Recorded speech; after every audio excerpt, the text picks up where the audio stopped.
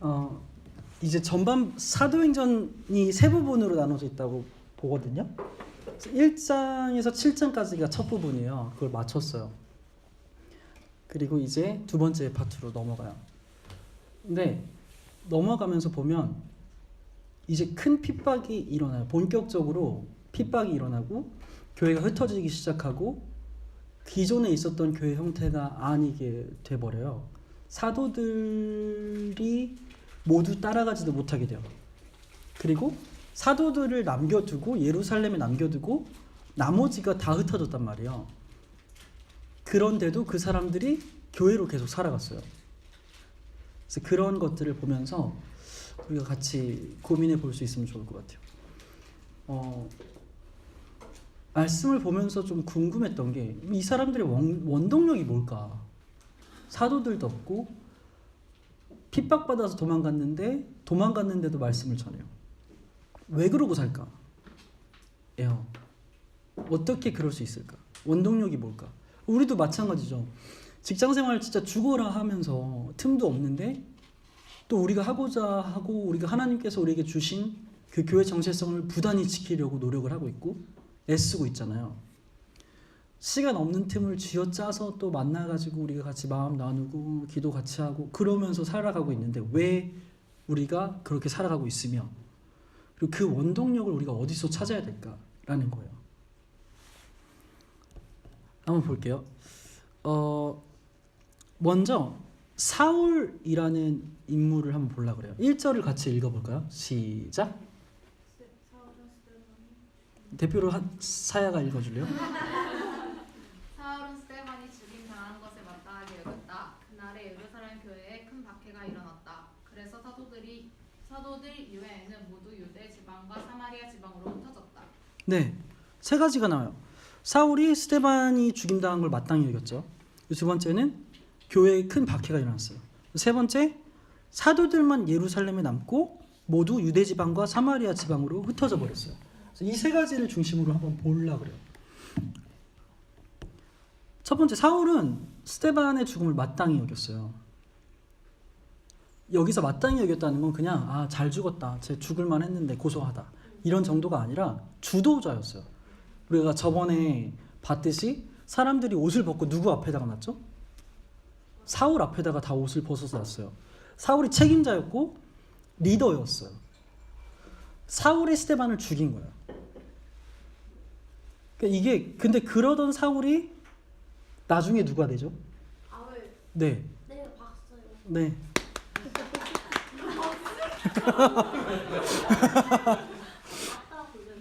봤다고 박수 쳐요 그럴 줄 알았어요. 그냥 그래서 바울이 돼요. 근데 이게 되게 너무 신기해요. 그리고 제가 생각했던 것과 되게 달라요. 뭐냐면 지금 우리가 생각하기에 더 많이 알아야 되고 신학적 지식과 경험을 쌓아야 교회로 더 잘 살아갈 수 있다고 우리가 흔히 상식적으로 생각해요. 물론 맞아요.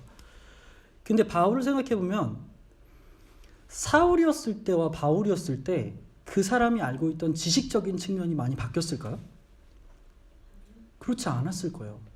물론 예수님이 조명해 주셔서 그 전에 알고 있던 게 다른 관점으로 보이기 시작했겠죠. 하지만 바울이 공부했던 거는 그대로 남아 있었을 거예요. 그냥 예수님을 만났다는 이유만으로 이 사람이 완전 바뀐 거예요.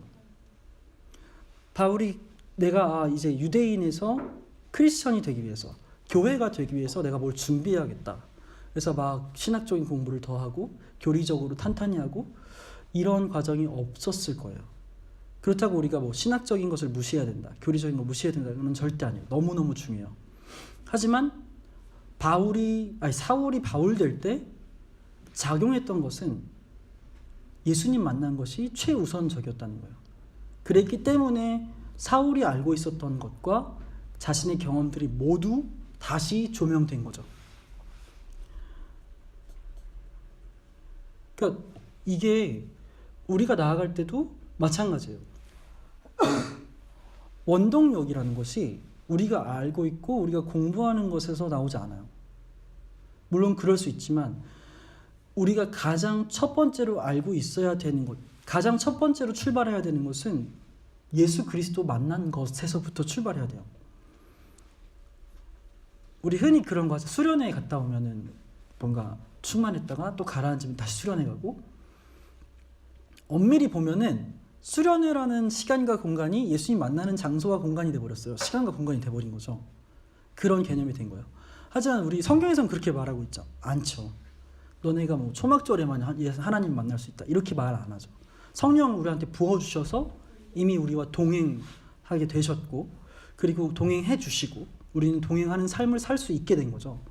그런 관점에서 계속 접근해야 된다는 거예요. 교회적 삶을. 그래서 동시에 전혀 자격이 없어요. 내가 예수님이 날 만나주신 거지 내가 뭔가를 했기 때문에 예수님 날 만져주신 거 아니에요. 우리가 저번에도 봤듯이 모세가 서 있는데 떨기나무에 하나님이 임해주신 거지, 모세가 특별하게 여러 가지 회개를 하거나 여러 가지 일을 해서 하나님이 그 자격을 보고 만나주신 게 아니에요. 그게 첫 번째 포인트예요. 두 번째는 경건한 사람들이 스데반을 장사하고서 같이 통곡했잖아요. 근데 이것 자체가 엄청난 용기예요. 자, 일제시대를 생각해 볼게요. 일본 시대에 제 남편이, 남편이죠. 제가 남편이죠. 미안해요.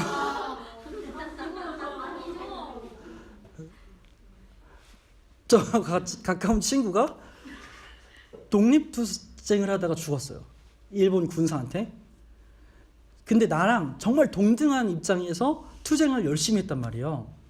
근데 내가 그걸 보고 일본 군인들 앞에서 너무 슬퍼서 울어가지고 억울해하게 되면 나는 목숨 걸고 울어야 되는 거예요. 발각되면 나도 죽으니까. 지금 그런 맥락이에요. 스데반이 죽은 것에 대해서 같이 통곡할 수 있는 것은 정말 목숨 걸고 같이 가는 사람들이라는 거죠. 그리고 그게 교회예요. 그래서 우리가 사실 우리 관계 지향점을 내가 살아가고 있는 어떤 진로라든지 뭔가 내가 조금 슬픈 것들 나눌 수 있는 정도로 되면 되게 우리가 많은 것들을 놓치게 돼요. 목숨을 다해서 같이 살아가는 사람들이 교회예요. 흩어져 있으나 모여 있으나. 그래서 이번에 산총 영광교회를 산총에 갔다 오면서, 대만에 갔다 오면서 느낀 것도 1년에 한 번 정도 만나잖아요. 물론 예은이도 1년에 2번 만나면서 연애를 4년 반 했지만 그래도 연결돼 있어요. 우리가 이해할 수 없는 이해할 수 없지만 계속 연결돼 있어요. 우리 삶이 연결돼 있고 우리가 하던 한국에서 1하우스로 살아가는 것과 산총영광교회가 그곳에서 살아가는 그것이 다 링크가 돼 있는 거예요. 하나님 안에서. 가평나가 아까 영상에서도 봤듯이 뭔가 하나님 때문에 우리가 큰 가족 됐다라는 표현을 해주시잖아요. 근데 그게 너무 뚜렷한 거죠. 그래서 우리가 한 공동체, 그리고 예수님 때문에 한 하나님 아버지를 둔 가족이 됐다, 친구가 됐다라는 것은 굉장히 무거운 개념이에요. 세상에선 절대로 누릴 수 없는 그런 개념인 거죠. 그래서 우리가 관계를 지향할 때 그 정도까지를 바라보면서 가야 된다라는 게 큰 부담이에요. 사실. 이 정도면 되게 만족하지 뭐. 이럴 수 있는데 성경에서 말하는 것은 그 정도가 아니에요. 네. 넘어가 볼까요?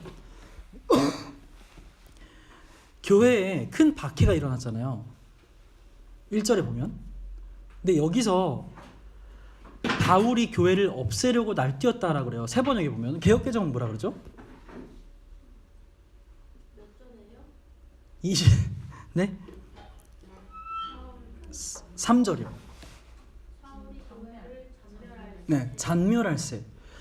이게 구약을 번역한, 헬라어로 번역한 70인역이라는 성경이 있어요. 그 성경에 보면은 같은 단어를 쓴 게 시편 80편에 있어요. 근데 그게 어떤 장면이냐면은 들돼지, 뭐 그냥 멧돼지 같은 거겠죠. 그 멧돼지가 포도밭을 짓누겨 버리는 거예요. 그때 잔멸하다, 우리나라로 번역해서 잔멸하다 이 단어를 쓰는 거예요. 이 표현을. 근데 상상을 해보세요. 멧돼지가 잘 가꿔진 포도밭에 들어갔어요. 그리고 그 포도밭을 완전히 다 뭉개버린 거죠. 그럼 멧돼지 온 몸에 포도즙이 다 묻었겠죠. 그리고 온 땅에는 포도씨와 뭐 포도살과 포도 껍데기와 이게 다 짓느겨져 있을 거예요. 마치 피처럼. 그 장면을 그대로 쓰고 있는 거예요. 사울이 교회를 핍박한 정도는 그냥 괴롭다 이런 정도가 아니라 피범벅이 되는 정도까지요. 그런 수준이에요. 그래서 그때 교회들이 겪었던 고난이라는 것은 굉장히 사실 우리가 좀 이해하기 어려운 정도다. 굉장히 심했다라는 거죠. 그리고 또 보면은 잔멸하려고 어떻게 했죠? 바울이 잔멸하려고 할세 어떻게 했죠? 그 다음에 3절에 보면 각 집에 들어가 남녀를 쏟아서 그쵸. 각 집에 들어갔어요. 세 번역에 보면은 집집마다 찾아 들어갔어요. 그러니까 교회라는 것은 애초에 건물이 아니었다라는 거죠. 그리고 집집마다 흩어져 있었다라는 것을 우리는 볼 수 있는 거예요. 성경을 통해서. 집집마다 흩어져 있을 때 12사도밖에 없는데 그 12명이 그 수십 가구, 수백 가구, 수천 가구가 됐을 거기에 들어갔을까? 12명이 뭐 분신술을 쓴 것도 아니고 그렇지 않았다는 거죠. 그들이 같이 모이는 날이 전체가 같이 모이는 성전에 모이는 날도 있었고 그리고 회당에 모이는 날도 있었고 집집마다 보통 때는 다 흩어져서 모였던 거예요. 이게 당시의 모양이라는 거죠. 그래서 우리도 일요일 날 모이게 힘쓰고 평일 날 모이게 힘쓰고 이게 다 밸런스가 맞아져야 되는 거죠. 집집마다 모였을 때 우리가 계속 반복하지만 절대 예배 형태가 번거롭지 않았을 거예요. 그 사람들이 한 집에 모였어요. 그 집도 사실 마가의 다락방이라는 공간은 굉장히 좀 부자였던 것 같죠. 120명이 넘게 모일 수 있었으니까. 근데 보통 집은 그렇지 않았을 거란 말이에요. 그냥 몇 사람 들어가면 꽉 찼을 거란 말이에요. 그 몇 사람이 막 예배, 의식, 음향 시스템 다 갖춰가지고 하지 않았겠죠. 되게 간략하게 같이 찬양하고 삶을 나누고 같이 회개하고 죄 고백하고 말씀 보고 사도들한테 배운 말씀을 또 서로 나누고 이런 형태였을 거예요. 근데 그게 복잡해진 거죠. 그래서 우리가 교회됨을 바라볼 때 우리가 경험해왔던 거 말고 계속 성경으로 돌아가야 된다는 거예요. 그러지 않다면 우리는 우리뿐만 아니라 우리 힐하우스뿐만 아니라 싼총 영광교회도 교회라고 부를 수가 없어요. 이게 되게 재밌고 분명해요. 그리고 우리가 보고 있는 본문도 오늘 마찬가지로 여기였고. 그러니까 사실 싼총 영광교회 분들도 그런 마음이 있었어요. 우리가 교회인가? 다른 교회들은 저렇게 있는데 왜 그럼 우리는 교회인가? 이런 마음들, 이런 좀 어떻게 뭔지 모를 그런 마음들. 근데 성경이 위로해요. 이게 맞나 싶을 때 성경을 보면 위로가 되는 거예요. 왜냐하면 성경에서 예수님이 그렇게 하셨고 초대교회 사람들이 그렇게 했기 때문에 그러니까 교회죠. 그러니까 우리가 당당하게 나아갈 수 있는 거예요. 그래서 이번에도 누나가 이제 영상에서 말할 때 계속 앞으로 갈 수 있도록 격려해줘서 고맙다 이런 것들. 근데 그게 다 우리가 하고 있는 걸 얘기해줬을 때 그렇게 맞구나 같이 확인이 되는 거예요. 그리고 우리가 왜 이렇게 하고 있는지 성경으로 또 확인시켜드리면 맞구나 계속 이렇게 확인이 되는 거죠. 그래서 우리가 예수님 만난 것 중요하고요. 교회로 살아가는 원동력. 두 번째는 성경으로 확인하는 거예요. 내가 이게 맞나? 내 감정이 지금 이런데? 다시 성경으로 돌아가는 거예요. 맞구나. 또 틀렸다면은 다시 맞추는 거고요. 그게 우리 예수님 다시 오실 때까지의 삶이에요. 그 다음에 누가 핍박을 받았죠? 집집마다 들어갔어요. 그리고 바울이 누굴 핍박했죠?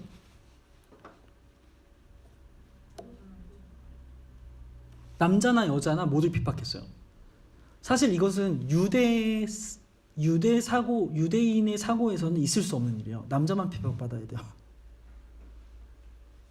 그런 어떤 성차별적인 게 아니라 그 문화상 여자도 핍박을 받았다라는 것은 뭐냐면은 여자도 교회의 역할을 했다라는 거예요. 뭐 동등하다까지는 뭐 우리가 뭐 동등하다까지는 말을 못하겠지만 어쨌든 똑같이 교회적인 역할을 했고 똑같은 핍박을 같이 받았다는 거죠. 그리고 여기서 말하는 것은 어떤 사도들만 핍박받았다가 아니에요. 그냥 남자나 여자나 애나 어른이나 예수님 믿으면 다 핍박받은 거예요. 왜냐하면 그 사람들이 다 교회이기 때문에. 그래서 우리가 어떤 책임적인 부분에서 종류가 다를 수는 있어요.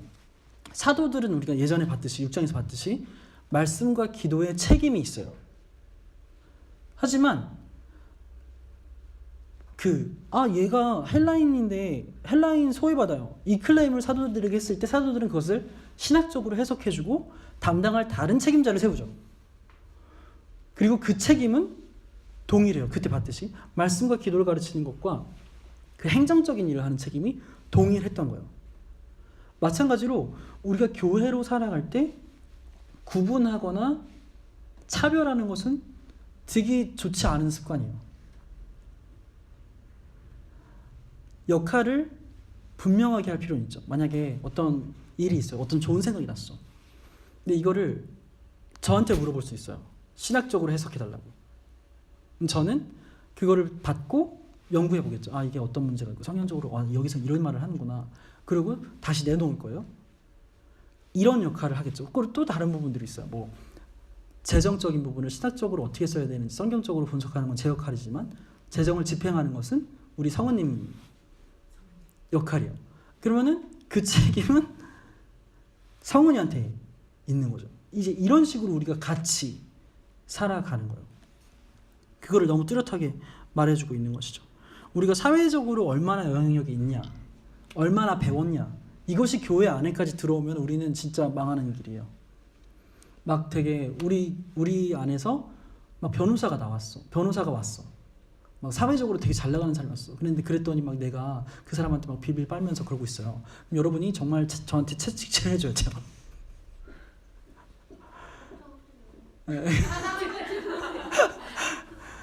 그런 거죠. 사회적으로 영향력을 끼치는 그것이 교회 공동체 안에까지 들어오게 되면 큰일 나요.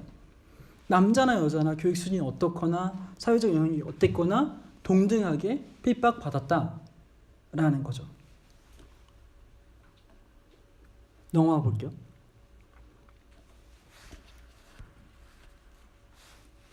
그 다음에 뭐죠? 교회가 큰 박해가 일어났다. 1절에 그 다음 거 1절에 읽어볼게요. 1절을 다시 한번 읽어볼게요. 시작.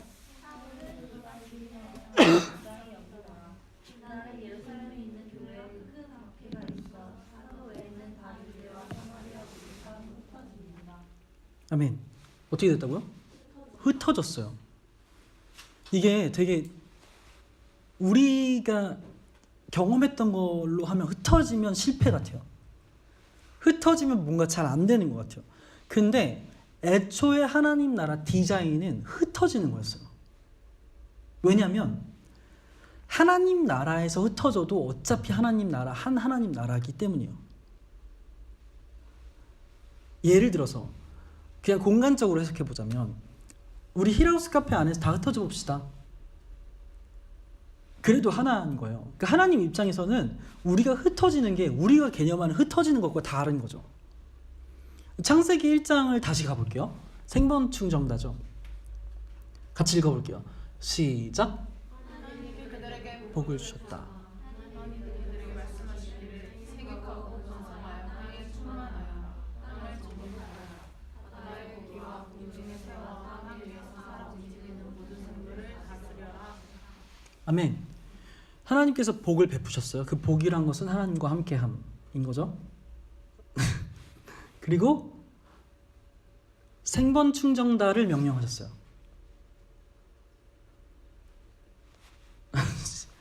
네. 아니 수진이 갑자기 스트레칭을 해가지고 웃는 줄 계속 이렇게 스트레칭.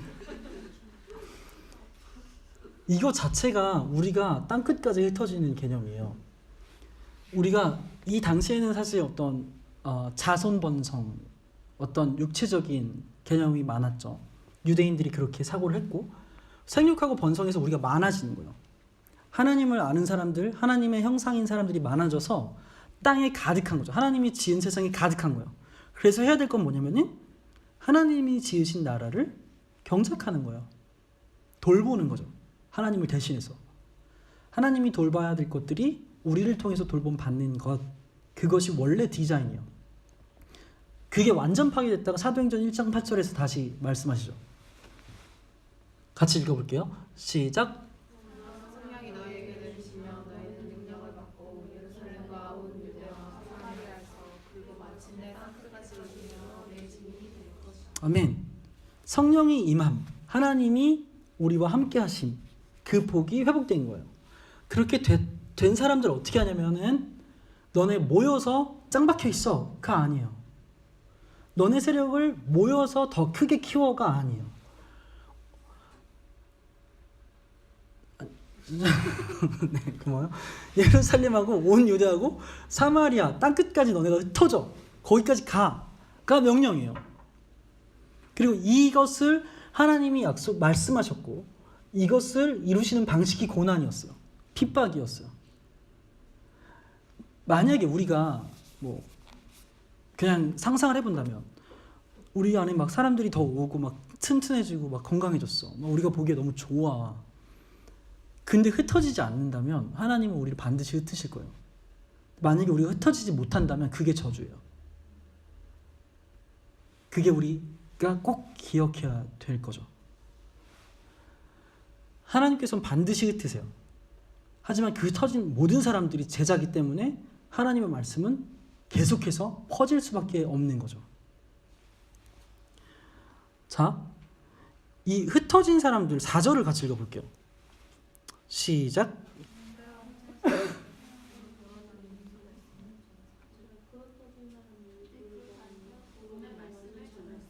네, 이게 진짜 좀 어이가 없는 거죠. 왜냐하면 그 사울의 핍박이 그 포도밭 짓느겨지는 그런 정도의 핍박이었고 그게 예수님 믿는 그 복음 때문이었어요. 예수님의 가르침 때문이었어요. 근데 이 사람들이 그것 때문에 도망갔단 말이에요.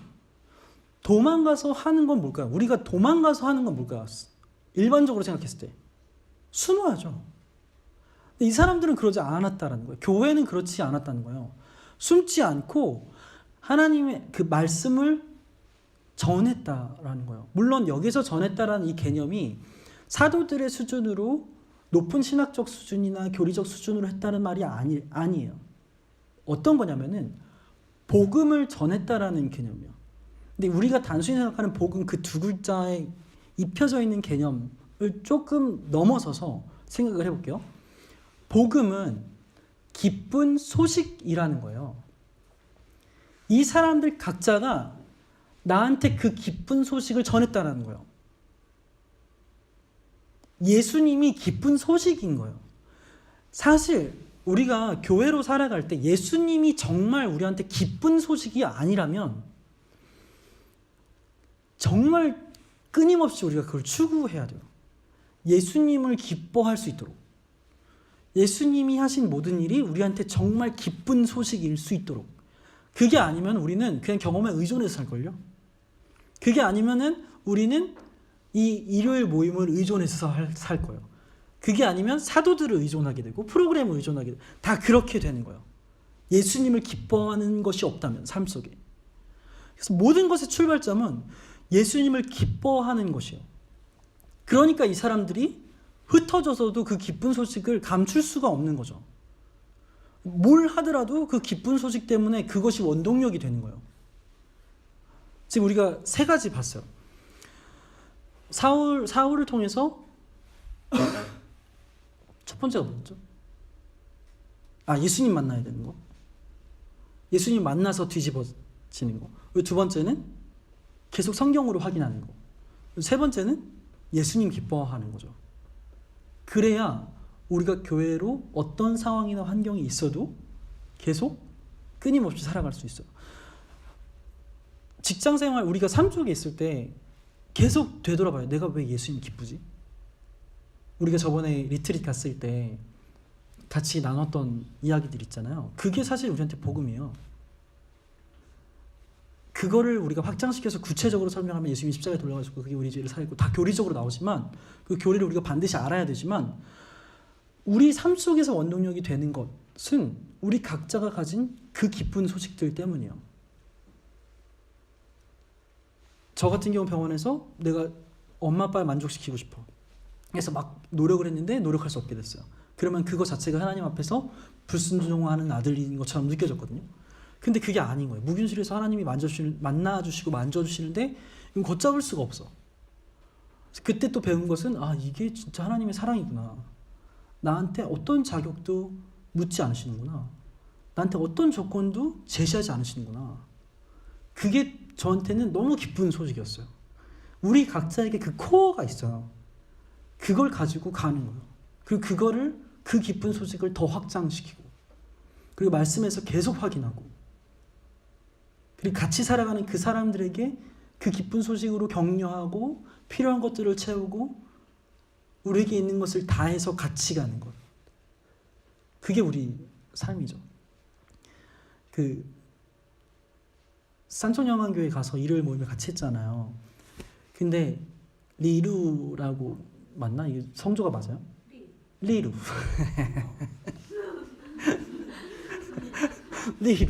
리루 누님이 계세요. 아주머니. 집사님 누님. 그분은 인자. 성조를 잠깐만 한국말밖에 생각이 안 나요. 아무튼 그랬는데 그분이 계속 얘기하는데 너무 고맙다는 거예요. 왜냐하면 우리 이렇게 작은 교회를 위해서 이렇게 멀리까지 와주고 매주 이렇게 신경 써줘서 고맙다는 거예요. 근데 그게 우리가 할 일인 거죠. 우리가 한 사람이라도 더 같이 갈 수 있고 우리의 모든 것들을 다해서 더 우리가 교회다워질 수 있다면 그게 눈앞에 보이면 그 사람이 우리 합당한 자인 거예요. 그 사람이 우리 타겟인 것이고 하나님이 보여주신 사람들 안에서 그리고 우린 그 사람들을 위해서 계속 같이 가는 것이고 그게 우리가 예수님 다시 오실 때까지 하나님 나라를 누리는 큰 부분이에요. 그 다음에 5절에 보면 빌립이라는 사람이 세워져요.